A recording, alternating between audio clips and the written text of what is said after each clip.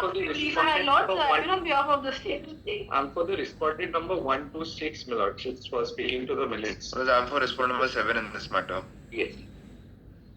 I appear for respondent number 18 RP in the matter.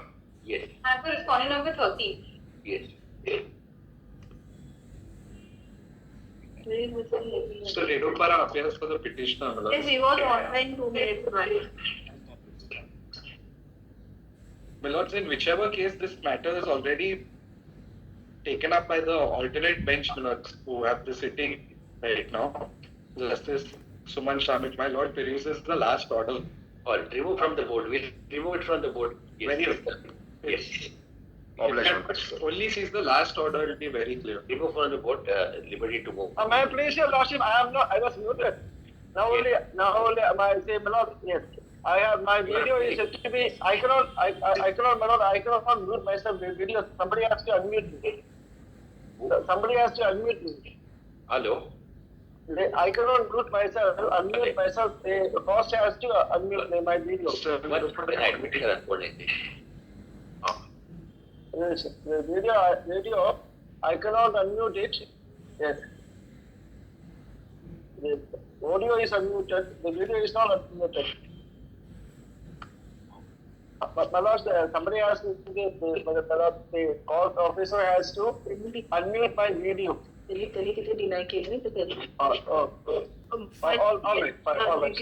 right. No issue. Yeah. But the all issue is, if I'm entitled to a protection of the MSME Act and the notification, in all limits they submit, my lord, I must get it.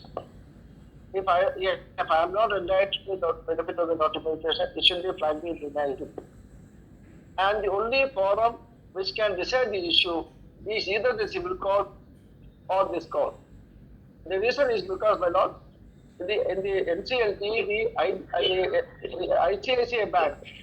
the ICICI Bank is not even a party at all. And I filed an application for bringing him on the party arrangement. I pleaded that the doctrine of reconventionalism.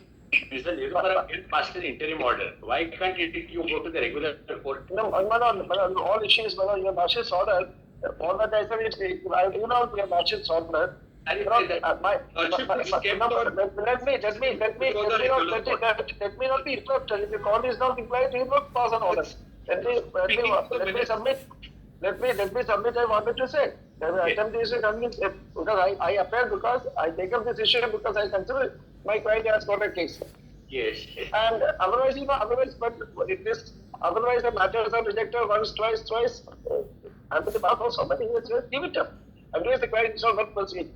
I consider, I believe personally, that this is a cause where entitled to justice has been denied, and certainly courts are capable of and have a duty in all humility, a duty to do justice. Yes. And my lord, I take your lordship because there is a judgment which has come from the Madras High Court. The bench of the Madras High Court, I read 2 paragraphs. I believe my client is there physically there, or my junior is there physically. Mr. Chavan is there. Mr. Chavan is there. Can you hand over the judgment of the Madras High Court? The judgment of the Madras High Court. It's for speaking to the minutes. No. Referring to judgment. Let him make his submission. Yes, we call upon you if there's something. Yes.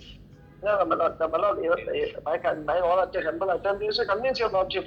And if I am not able to convince your lordship, I will reject my plea. I have no grievance at all. Page 10, my lord, the Madras High Court judgment, page 10. Para 10. May I read, my lord, para 10.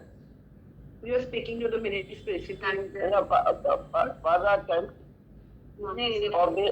Or the Madras High Court, judgment of the Madras High Court. Lordship for my lord, para 10. It should be a copy of the petition. Yes. Para 10. Is which page, but?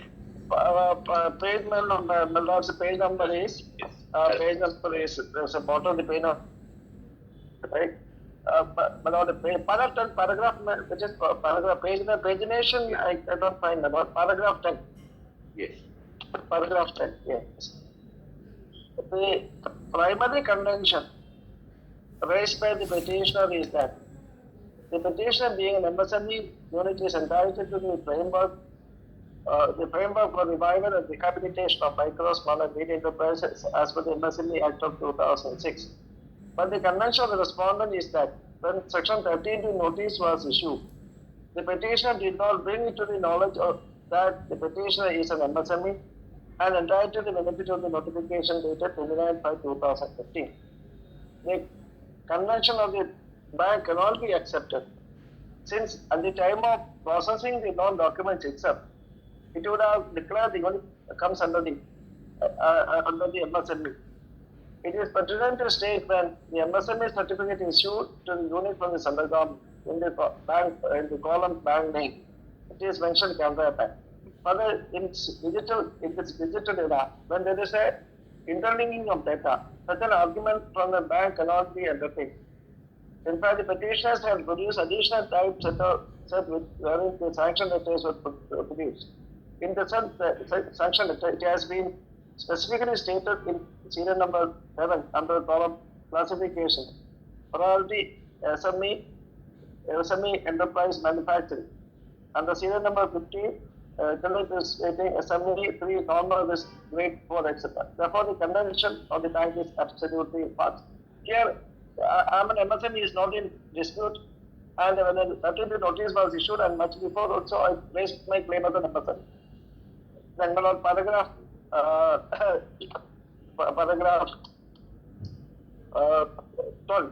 12. Yes. And again, paragraph 11 also, the brief paragraph. In paragraph 11 also, I may put it. When, in fact, when a specific question was raised by the bench, whether the Canara Bank has formed any committee which is mandated under clause 2 or the framework for revival and rehabilitation of micro, small and medium enterprise dated in 2015, it was submitted that no such committee was formed. No bank or financial institution, including ICICI Bank, not a single committee. Nobody ever. Yes, now. All these you can raise before we clarify all these you can raise before the regular court. It's an ad interim order we have passed. No, I read two paragraphs. This 2 minutes more. 2 minutes more. I will go by what your note says, but let me read it. That means I'm reading 2-3 more sentences only, not much. Not much. Paragraph 11, I'm skipping that. Then the relevant portion of the clause is extracted here. I'm not reading that. At the next page, the above clause specifically states bank shall constitute one or more committees, but the bank failed to constitute such committee. Then paragraph 12 and 13, only it will take 2-3 minutes only. Further, in the above clause 2, subclause 2, it is specifically stated that stress micro, small and medium enterprise shall have access to the committee.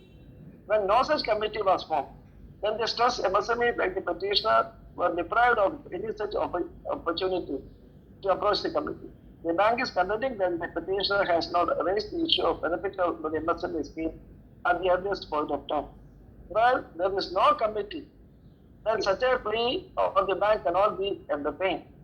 On this ground itself, the petitioners are entitled to relief. On this ground itself, the petitioners are entitled to relief. Then para 30. The bank have raised the plea that the present litigation is hit by the principles of Procedural. At the same time, it had also stated that the petitioner for the first time have raised the plea for the benefit under 2015 notification. This court is also considered that when the issue was not raised in an earlier repetition and it is raised for the first time in the present petition, then there is no question of judicata at all. So the judicata can apply whether the adjudication of the, but if I am not judicata, the crux of judicata, let me quote the mathematics very briefly. But the crux is 6 conditions should be satisfied to constitute judicata. That are my Lord, yes. See, omnia tu idam, idem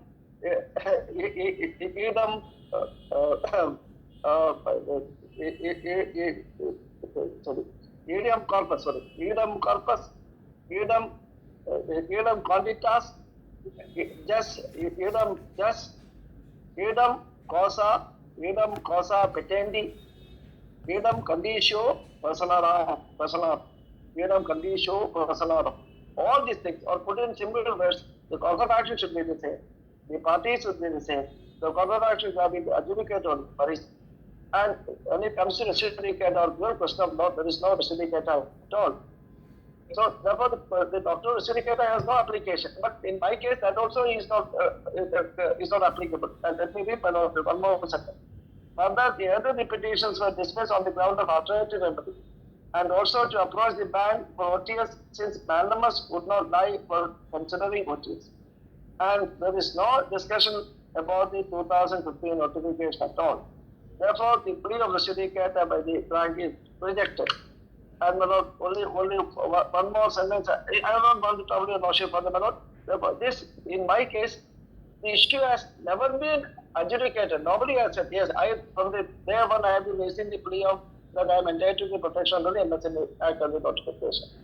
Nobody has ever said that the first time in 11/1/2004, a bench of Justice Palermo and Justice Abel, and their lordship was pleased to hold that this notification is not mandatory, and therefore the banks are under the obligation to constitute a committee.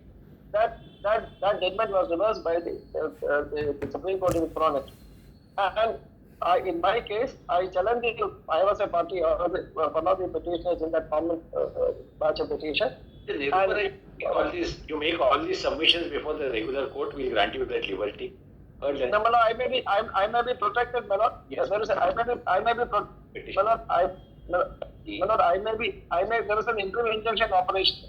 Speaking to the minister. No, my lord, no, my lord. Order dated, give us the order. Yeah, my lord, the order, may I read the order, my lord? May I read 1 second, my lord? May I read the order? Yes. We have heard the learned counsel for the petitioner. The matter is pending before the NCLAT and the stay has been continued till 21st July 2025. We are not going to NCLAT. The ICICI Bank is not a party at all. There is no point in going to NCLAT. We are not going to NCLAT. Prima facie, we find that. This is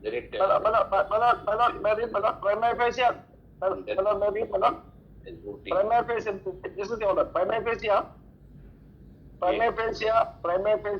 we find the apprehension of the petitioner not well founded.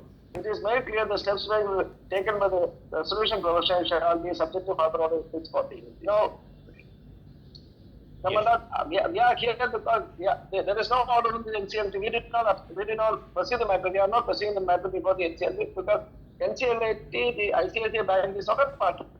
Your lordships can record that we are not pursuing the matter before the NCLT. I will not, therefore, counsel for the petitioner. No, my lord, I should be protected till that, my lord. Till that the matter is held.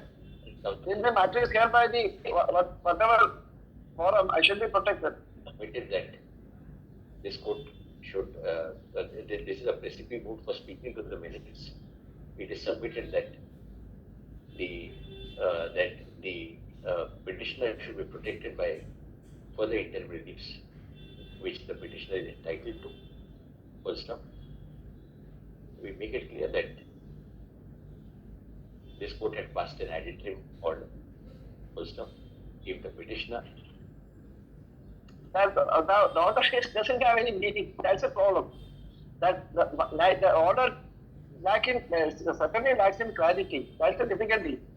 But that is a problem. My grievance is this order is neither here or there. Which obviously shall be considered on its own merits by the regular court.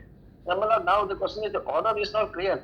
Till that, it may make it clear that till the order is clarified, the interim protection shall continue.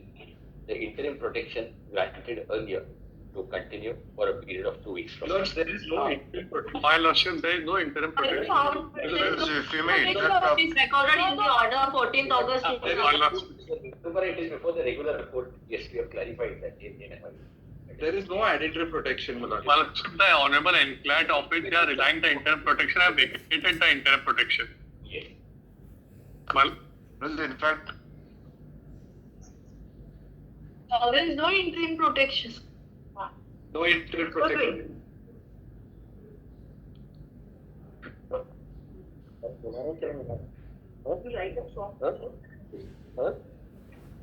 Manage